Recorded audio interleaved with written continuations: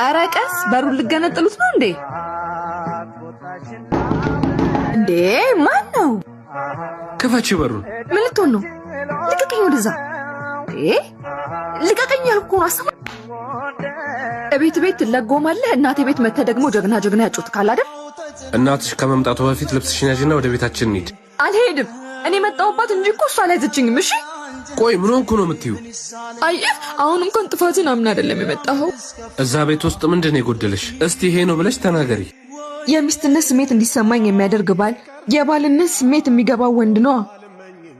ምንድነው የምታወሪው? ቆይ አንተ መች ነው የሚገባ? ስለ ሰው ስሜት መጨነቅ መጀመሪያው መች ነው? ለምን ነገሩን ታወሳስበዋለሽ? በግልጽ መናገራችን። በቃ እዛ ቤት ውስጥ ምንም ደስታ የለኝም። ብቸኝነት ይሰማኛል። ድምጽህን እንኳን እኮ የምሰማው አምባገነንነት ልታሳየኝ ስጮህ ብቻ ነው። በቃ ይሄ ነው ማይ። ኮሽ ባለ ቁጥር እየሮጥሽ ቤተሰብ ጋር ትምጪ ባክሽን።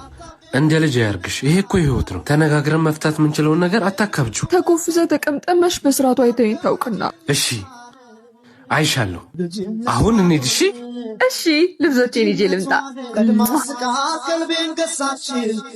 አይ ዳዬ አባዬ ምን ውስጥ ጨመርክ?